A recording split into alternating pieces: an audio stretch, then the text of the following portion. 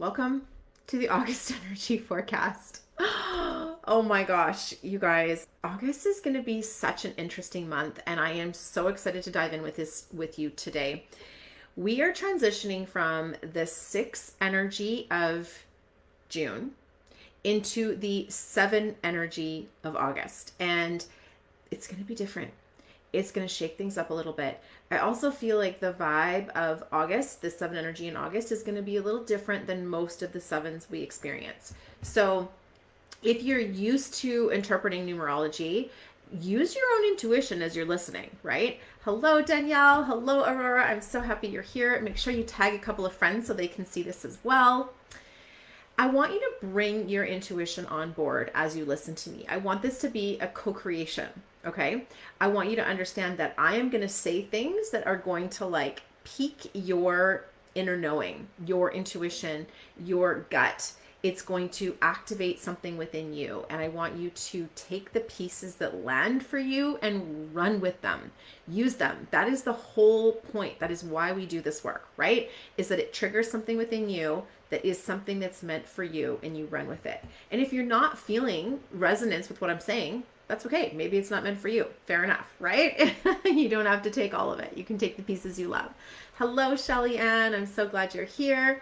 All right. So as we transition from July to August, I think I said June before, but I meant July. July was the 6th energy month. This was very much about relationships. So what likely came up for a lot of people is different places where relationships were either working or were not working, noticing where there was alignment in your relationships, and maybe also noticing where there might have been gaps. This might have asked you to step up your communication skills. It might have asked you to step up your ability to set boundaries, healthy boundaries, and, kind of negotiate with people, right? And what I mean by negotiate is just have these conversations of this is what works for me and this is what doesn't. And how do we get to come together in the way that works for both of us, So that was really what July was bringing forth. And that has set a foundation. It has set a foundation for healthier relating. And this is something that's going to be key in August, okay? Because in August with the 7, it's all about how do you know how to trust yourself? How do you know how to have your own back? How do you know what's right for you? How do you, if you listen to the podcast I just released with, oh my gosh, I'm completely blanking. With Kirsten, we talked about how business is an emotional risk, right? It requires you, I'm getting warm. Business is an emotional risk. It requires you to be willing to take emotional risks. Well, how do you know whether it's safe to take an emotional risk? What tells you that? And this is a tough one, right? So many of us wish we had the answers. We wish we would know. And, a lot of times when bad things happen, people say oh, if I only had listened to my intuition, or if I only had done this and that, I could have avoided it. And I'm here to say, I don't necessarily know that that's true. Okay. I think you can have such a potent and powerful intuition and be listening to all the signs and symbols, but yet there could still be bad things that happen, right? I don't think we're ever going to be able to completely prevent that. And I think taking that on ourselves is a form of sabotage, right? It's a form of blaming ourselves, victimizing ourselves. And I think it's important to remember that every time you go through a really challenging situation, you come out the other side stronger and you learn something. And you do not learn what you're made of without having gone through some challenges, right? And so I think it's so important not to demonize the dark night of the soul, not to make it bad or wrong, and not to expect that just because you are highly intuitive, you should be able to avoid all difficulties. I mean, great if you can. It's not been my reality. So if you know the secret to this, please feel free to send it my way. But what I will say is that every difficult situation brings about a gift, and it brings about a strengthening in the knowingness of who you are. And you wouldn't know yourself so well if you hadn't been through the ups and the downs that you've been on, right? So how is that landing with you guys? Let me know. The next piece about the 7 that I really want to talk about is you as a 7. This is my ruling number, so that's what I'm saying. As a 7, we're all going to be experiencing 7 as in the month of August. In a 7 energy, you need to be able to go within and rely more on what your heart and your intuition is telling you, more so than what the outside world is telling you. And 7s can sometimes look a little crazy, right? Because they're not going to follow what's expected. They buck the norms, they push the boundaries, they upset the status quo. And so all of us will have the opportunities to experience that this month. But what makes it doable? What makes it possible for someone to do that is that they're willing to listen to their own authority above the authority of others. And this can be confusing because, we're conditioned to listen to like our teachers and the experts thinking that they know better. And they don't. They are educated, certainly. They have wisdom and information, of course. And you can receive their guidance 100%. But run it through your own system. Run it through your own codes. Run it through your own gut check and see how it lands with you. This is going to be so critical in the month of August. And this is why the relationships that we, upped our communication skills last month is critical for August, because we need to know who has my back, whose back do I have, who is in my corner, who will check me if I need checking, who will be that voice of reason, the person who I bounce things off of, and recognizing that, here's the question I want you to ask yourself. The 7 can have this feeling of like pushing boundaries, which can sometimes sound like isolating, like you're out there alone on the edge of the frontier and, whatever, stirring the pot a little bit. And here's the question to ask yourself. What is my orientation? Is my orientation lone wolf? Or is my orientation the interconnectedness of my family, my community, the people I care about, my chosen family, whatever that is? And ask yourself, what is your orientation? When I was going into, the records and into my own process to take a look at the forecast for this month, I got this image of a clear-cut forest. And I don't know, I spend a lot of time up in the bush, as you guys know. So this is something I see all the time. They'll cut a chunk of land, right? So like a few acres or hectares or whatever. But they'll leave a couple of random trees standing. I don't know why they do that. But when you look at the tree, it looks so sketchy. It looks like this massive, tall, skinny tree, and one gust of wind, and that whole tree is just going to topple over, right? And it probably will. It probably won't survive. I have no idea. I don't know the science behind logging, but feel free to comment if you do. But when you look at a forest that's not been cut, the trees are all interconnected.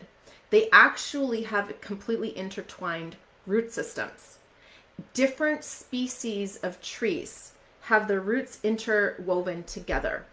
And one tree, if it has an excess of a certain nutrient, it will pass that nutrient on to the other trees and vice versa. So they have this rich dynamic communication network through the roots. And they're like, oh, I've got a little too much nitrogen or whatever. I'm going to send it along my root system to the tree down the block. And it can benefit from this. And this interconnected, interwoven network of root system that allows them to share resources is what keeps the forest healthy. It's what keeps the trees rooted and strong. It's what makes it so when there is a gust of wind or when there is a nutrient deficiency or a drought, they can share resources through this network. And this is so important for us to realize. We have been, sort of at the champion of independence for so long. And I'm not going to say that that was bad and wrong. It served its purpose, right? We definitely needed to understand, how do I stand on my own 2 feet? How do I find my own center? How do I hold myself? How do I support myself? How do I have my own back? Those are critical skills that I obviously want all of us to have, right? But also How do we allow our roots to be interconnected? How do we allow ourselves to accept support from others, to receive resources from others, and to share our resources with others, to share our support with others? How do we let ourselves have that interconnectedness? Because when you look at the forest as a metaphor for your nervous system, right, we are interdependent beings. We co-regulate together in community. We are not meant to heal in isolation. We are not meant to recover in isolation. We go and isolate when we're unwell, right? Like, I don't know if when I worked in a restaurant, we were always taught that you needed to check the bathrooms every so often, because if someone's sick or going to faint, they will get up and go to the bathroom and do that. So you have to check the bathrooms every so often to make sure people are okay. That's because people isolate when they're unwell. So the question is, by focusing on this like hyper independence energy, what signal are you sending to yourself and to your community? Can you allow yourself to, yes, have your own back, hold yourself, and connect with others? And this is going to be a really important lesson for August, is knowing who that community is. And that's why those healthy conversations in July about boundaries and about the way you want to relate with people are so critical. Yes, Shelly, I've been learning about how this relates with mycelium and how they are all interconnected. It's so fun to me how you can start to see that everything is like, there's so many mirrors and metaphors between the forest and our nervous system, the economy and the forest and our nervous system, and then even taking that down to like the cells in our bodies. And you can see how everything is like these patterns that replicate. And that's one of the things I love so much about numerology, is it will show us replicating patterns, and it will help us to find where those patterns are. And then by seeing it in different contexts, it gives you a better frame for, what do I want to do about this? Do I like the pattern? Do I not like the pattern? Is it working for me? Is it not working for me? And what am I going to do about it? Right? So, so powerful. Okay. So the other thing that's really important to connect into this month is your why. Okay. Because if you do need to take a risk, if you are being asked to push a boundary, to shake up the status quo, to do something a little differently, ruffle some feathers maybe, I'm here for it. It helps to know why you're doing it, right? It helps to have the reason why you're doing it, because we're not just up here disrupting for no reason. Seven's a disruptive energy. We're not here disrupting for no reason. We're disrupting for a purpose. What's the why behind it? And it's so important to be connected to that, because if you have to make difficult decisions, if you don't have a strong enough why, you will play safe. So, and again, it's totally your choice. But if you're like, no, I'm done, I'm ready to make these changes here, then don't play safe. Have a strong and fierce why, and let this month be the month you take a risk, whether it's an emotional risk, a physical risk, something that your gut, your intuition is guiding you towards, will be so powerful this month. All right, what else do I want to get into? I'm just taking a peek at my notes here. Oh, you know what else I wanted to talk about? We've talked about the nervous system a little bit as a kind of parallel with the forest and with our connectedness. I want to talk about your ability to take risks. And this is something that I've really started to understand through the lens of attachment theory, right? That when children have a strong base of safety, it is easier for them to move beyond that bridge of safety and take risks, to assess risks, to tap into their own system to feel like what's right, what's off, what feels good, what feels off, because they have a base of safety. They have that neutral, safe ground to come back to.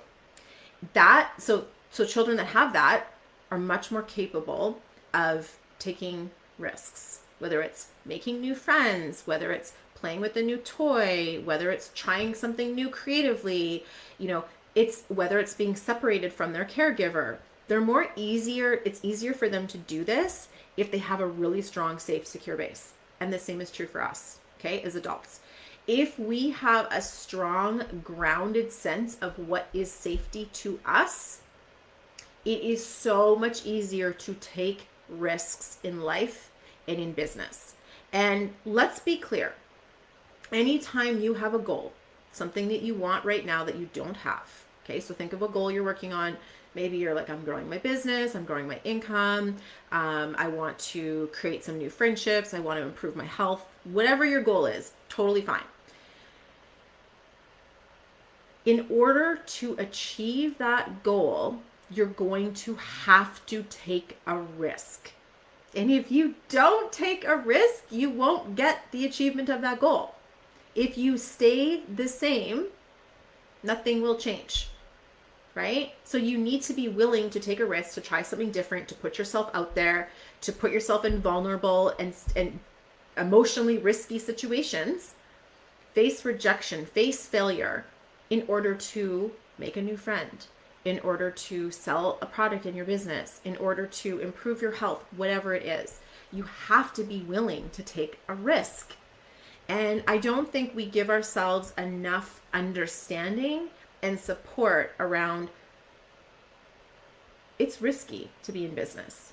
It's scary to do something new. It's scary to be willing to step out of the norm. So that means it's my job to be so safe, secure, and grounded in my own home base. Do you guys feel what I'm saying around this? So what is your home base? How do you create safety with yourself? What is the self-care that you can give yourself? And this is like basic nervous system care. Okay. So do you give yourself adequate rest? Do you give yourself healthy nutrition? Do you have good people in your world who will sit with you and hug you and hold your hand when you need it? Do you how do you create safety in your own life, body, and self, right? Yeah. How does one become a safety net in themselves? This is such a powerful question. A lot of the times when I take a risk, my safety disappears. And I would say the perception disappears, the perception, which that means it feels real. But I would start to ask you is like, how do I know I'm safe? How do I know I'm safe? What creates safety for me? And these questions are really important for us to reflect on.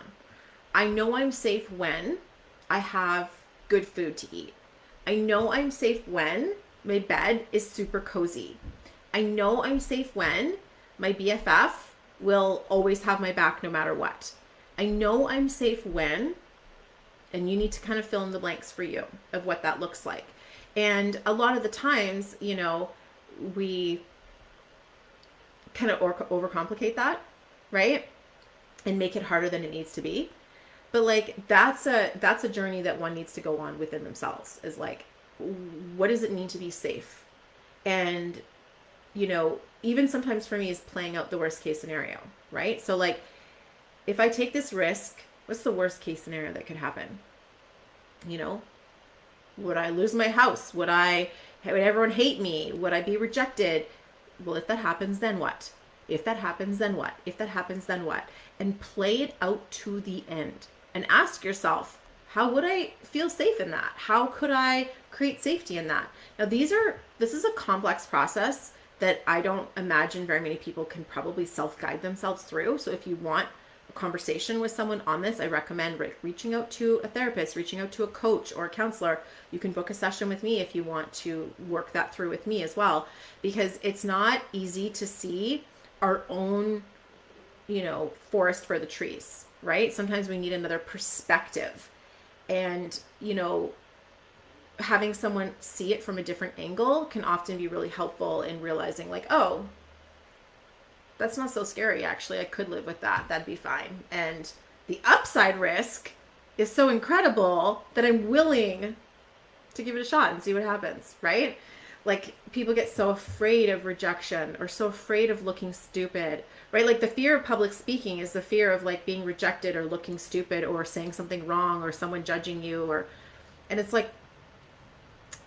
okay, so if you want to public speak because you want to share your work, and your biggest fear is that someone's going to think you're stupid or that you look bad, So let's say that happens. Let's say you're speaking in front of 20 people and there's like a few people who think you look stupid. Can you live with that?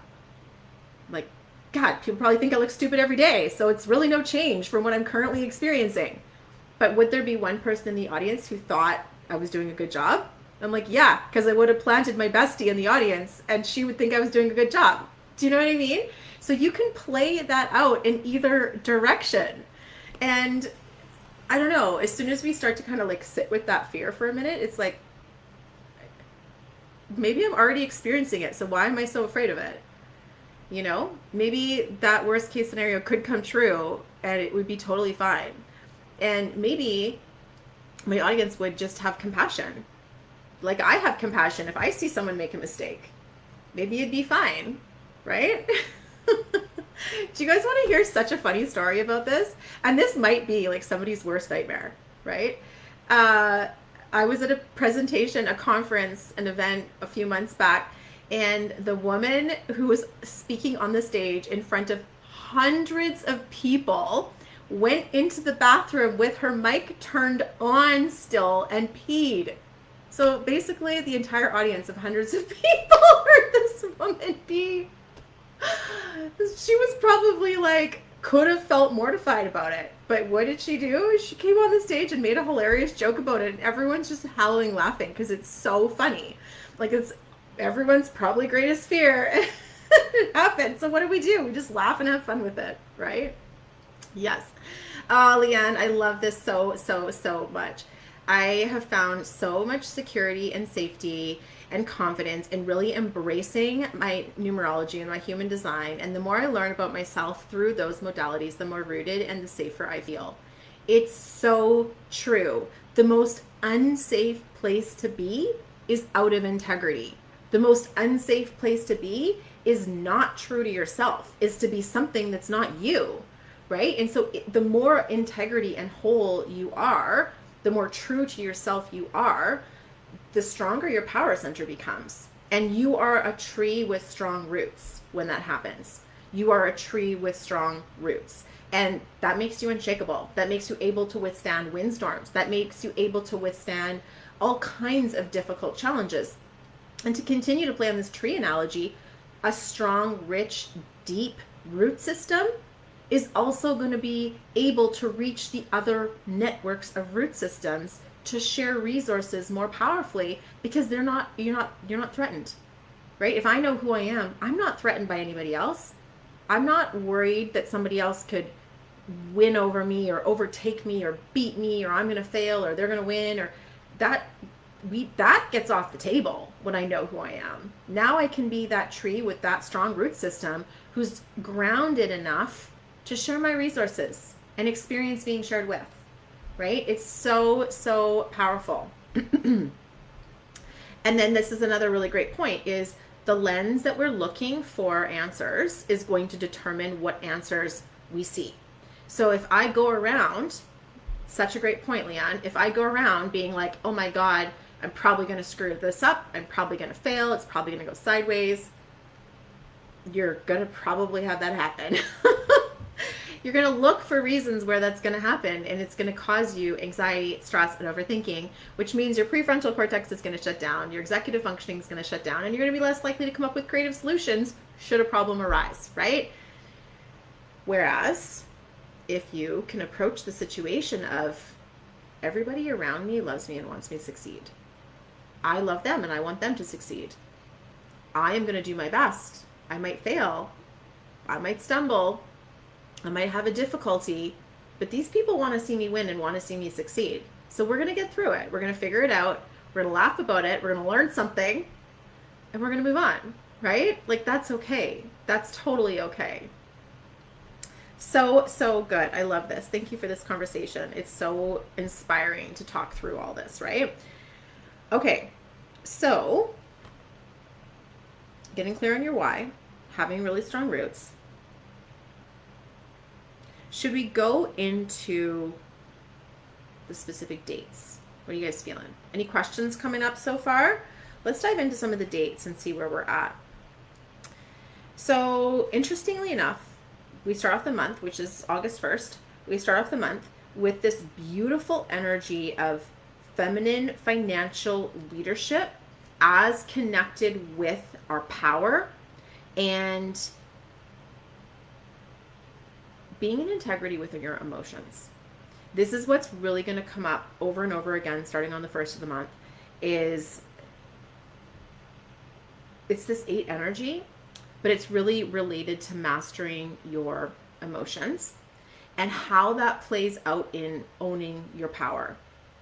And what if you were using your emotions in a healthy way, letting them be expressed healthy, letting them be information, letting them run through your system, not being afraid of them, not needing to hide them or restrict them, but letting them run through your system and receiving the wisdom and the information that they want to share with you. Like, what if that was an option for you?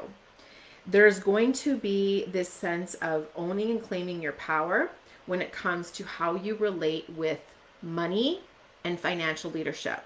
So I really feel strongly, I feel like I've been saying this a lot lately because it's building on each other, right? Like this is this wave that's building in momentum.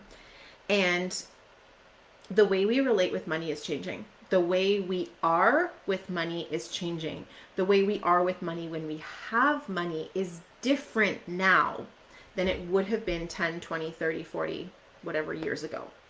So I really want you to recognize that as you play and interact with business and money, the stories of this is how it is are changing so fast that it's very hard to base historical experiences with using them as a prediction for the future.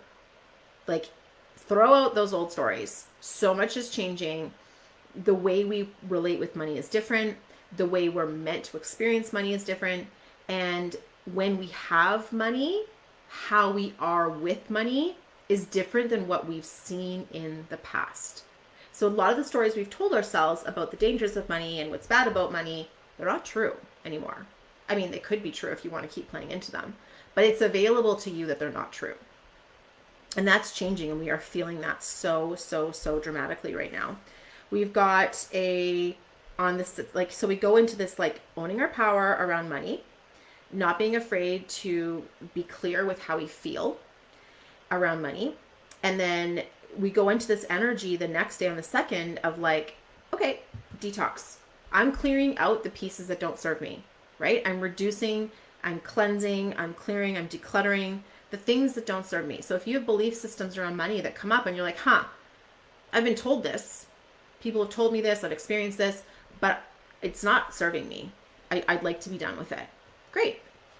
Now's your chance. August 2nd, right? And if you missed August 2nd, do it on another day. I'll give you some other days. You could do it on August 11th too. But let yourself cleanse some of those toxic money beliefs and money trauma. If you haven't done my money quiz on healing currency money archetypes, do it on the 2nd. It'd be a great day to kind of come to terms with what is your money relationship and how is that working for you. On the 3rd of August, we have this beautiful new manifestation cycle beginning where you are able to relate with volumes of money in a new way.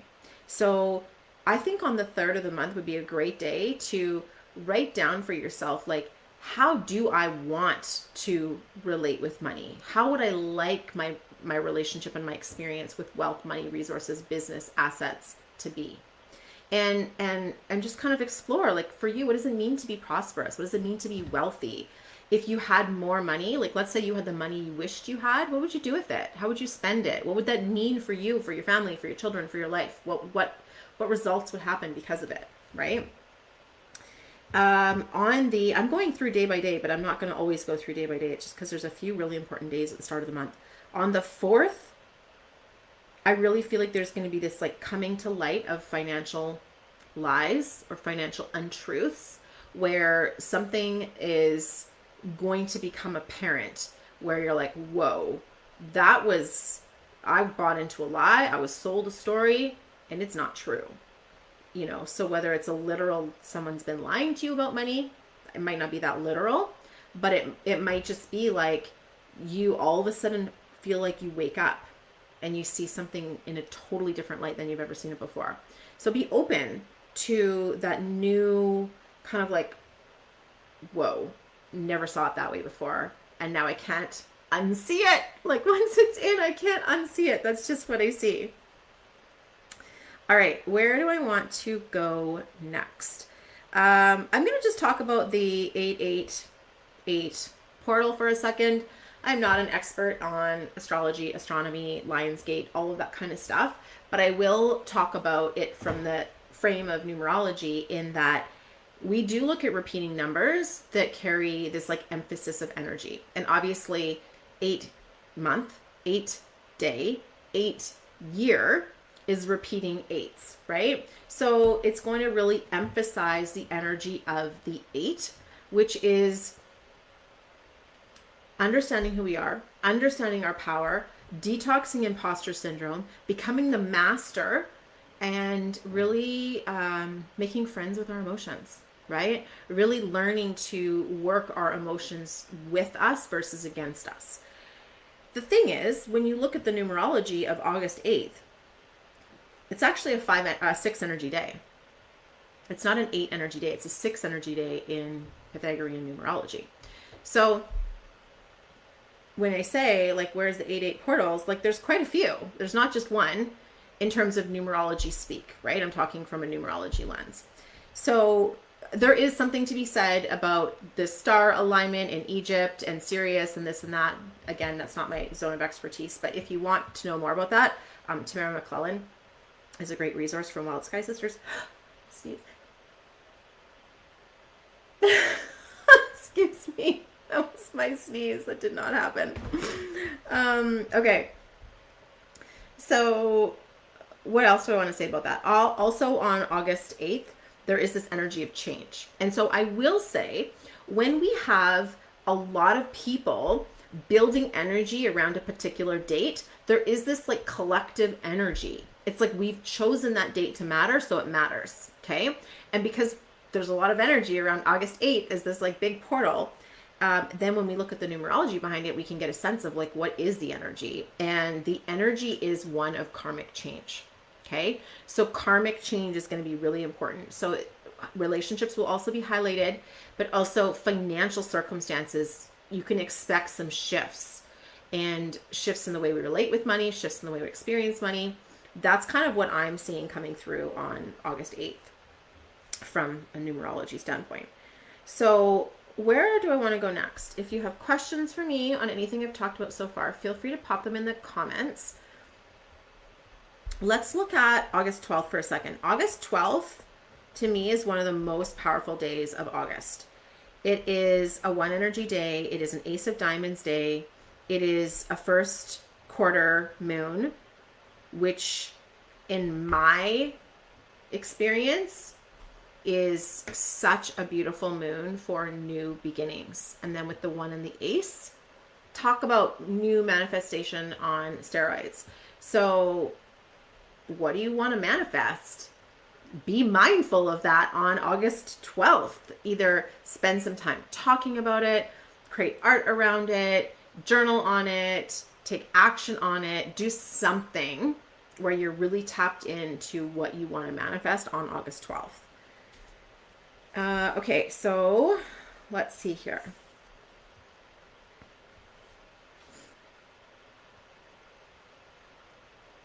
Another interesting day I think is going to be, well, this weekend, I guess. Oh no, it's the Sunday, Monday. So August 18th is a Sunday, and it's a 7 energy day with the 7 energy month, but it's an 8 of clubs day. So we've got this repeating energy of the 7s and the 8s. And so this is really, to me, tapping us into what does your intuition, your inner guidance system have to say about the expert that you are becoming, right? The power that you're stepping into, the journey that you're stepping into and you're willing to walk on. What does your intuition tell you about that? And let yourself be willing to take a bold step on August 18th towards that sense of like knowledge gathering, wisdom gathering, embodying expertise. Let yourself take a bold step. August 12th would be a great day to make a vision board. Great day. Absolutely. Okay, the next day I want to bring up is the 19th, which is the full moon, but it's also this 8 energy day. So an 8 energy day again, 8 energy year, and then it's the 7 of clubs as well. So we also have this 7-8-7-8 energy. And with the full moon, that means there's going to be something being illuminated to you. There's going to be something that's going to be shown to you. So it's a great day to do divination, to brainstorm, to daydream, to mastermind. Be willing to like open your heart, open your third eye, and like do whatever your work is to be bringing in wisdom and knowledge. It's a great day to do a reading, to get a reading, to book a reading. And again, these energies don't just like turn on and off. So you can pick a day around there and it will be super helpful. But that's Monday the 19th. The 23rd is an incredibly powerful creative day. So however you like to express your creativity, if you are an entrepreneur or a business owner, like make something for your work. Make a sales page, make a landing page, make a post, make a video, make a fun, playful reel, like do something creative. If you want to do something that's personal, like paint something, redecorate something, shift the energy in your space physically by doing something creative in your home. That would be a great thing to do. Or like restyle yourself, redo your wardrobe, try a different hairstyle and makeup, like do something to switch up the energy, which feels very creative. I think that would be such a great thing to do on Friday the 23rd. August 7th is your birthday. Happy birthday, Jennifer. So August 2nd is going to bring about change. So it's a day that's about welcoming in change, specifically as it relates to your ability to trust yourself and trust your intuition. So the feeling I'm getting in saying that is it's a great time for you to pick up a new divination skill or tool and play with it, right? Or take one you've been using before and be willing to take it a level deeper. That would be a lot of fun. Okay, where do I want to go next? 23rd was the creativity day. The 29th, the 28th and the 29th actually, and the 30th, kind of wrapping up the end of the month. There's going to be a lot of energy around relationships again. And again, it's stirring up this energy of, do the relationships in your life help you thrive? Do you feel like your best self around them? Or are they, causing you to feel energy drains or energy leakages? And so it's really just this question of discernment and conversation, and potentially boundaries need to be had or conversations need to be had. But I would so encourage you, particularly near the end of the month, to seek out other people who you want to build a relationship with that will honor you and allow you to be your truest and most best self. And honestly, the people who are the best at that are those who've already gone on a growth journey, because in order to love and accept someone else, imperfections and all, we have to love and accept ourselves, imperfections and all, right? In order for me to be truly happy for somebody else's success or beauty or wins or accomplishments, that means I have to be truly happy for who I am, right? I'm only going to be jealous or resentful of them if I am judging my own self first, right? So that being said, if you're seeking out friends like that, find people who've been on a growth journey. Join courses and meet people there. Join a membership. Join some kind of container where you can connect with other people who they're on a growth journey. And because of that, they have a level of love and acceptance in their hearts versus approaching the world with like scarcity, judgment, fear, you know what I mean? And then people project that onto you, and that doesn't feel good, right? So don't project it onto others, and don't allow it to be projected onto you either. You get to unsubscribe from that. And then we wrap up the month with the 8 of Hearts and the 11, or the 2, 11, 2. And I think, this to me is just such a beautiful example of how, if you want, 7, learning trust and faith is so much about your relationship with spirituality and your relationship with your own inner guidance system. you can take risks when you have a strong inner guidance system. To wrap up a 7 energy month with an 8 of hearts and a 2 is telling us that if I surround myself with others who are also making bold moves, listening to their heart, trusting their intuition, that is contagious energy, right? And we often hear that expression, you are the average of the 7 people you spend the most time with.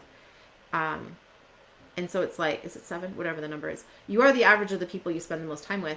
And so being mindful, am I choosing people who have full hearts, who are living a life that's like so exciting, so empowering, that I get jazzed up to hear about it, that I can't wait to see what their next move is?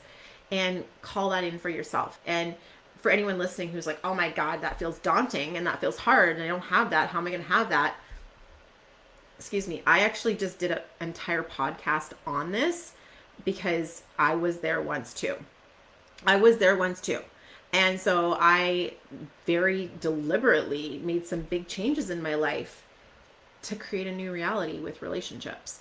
So there's a whole podcast on it. I can't remember the number. If you want it, just DM me and I will send it to you, or comment below and let me know and I'll pop it in the comments. And yeah, I think that basically sums up August. I have a couple of exciting things I'm working on right now. One being, if you saw my post that I did the other day, I have been blown away by the amount of fun I'm having creating quizzes. So I've created this quiz called the Healing Money Archetype Quiz. Some of you took it and it was so fun, so playful. When you finish it, you get this Healing Money Archetype figure, and there's different ones you could be. And I wrote a story about the challenges associated with that one and the gifts that that one carries and what it means for you. And then gave you like a quest to figure out, oh, well, what are your next steps to continue to heal your relationship with money? And that quiz was something I did as a sort of guidance to bring people into a program I created called Healing Currency. So they did the quiz, I sent them some emails, and then they had the option of joining the program Healing Currency.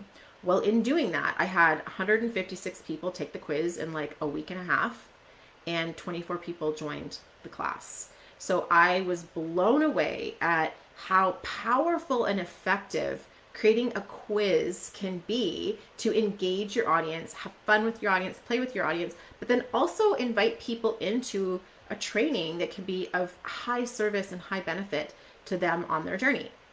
So if you are someone with a business, as someone with a product that you want to sell, but you need more people, reach out, let me know. I'm going to do a done with you service to help someone create this, because I had so much fun doing it, but now everywhere I look, I see quizzes all day long. I'm like, oh, this person can do a quiz on that. This person can do a quiz on that. And it's just so fun. So if you're interested in something like that, just send me a note. We can chat, no obligation, obviously, and see if that's something that I can envision for you. And yeah, I am just sending you guys so much love. Remember this month, at the end of the day, the most important thing is that you go within, you trust your own intuition, your own inner guidance system, and that inner center of yours begins to strengthen, growing that rich dynamic root system that interconnects with other strong and powerful trees in your community, so that you can share resources, you can be there for each other, you can lean on each other in the windstorms and hold each other up in the windstorms, and the forest is stronger for those connections. So that is what I wish for you this month. And if anybody wants a one-on-one reading, you can also send me a note. I do have a few spaces open in the end of August for some private readings. And I'm just sending you so much love for August. Mwah. Thank you so much, everyone. We'll see you next time.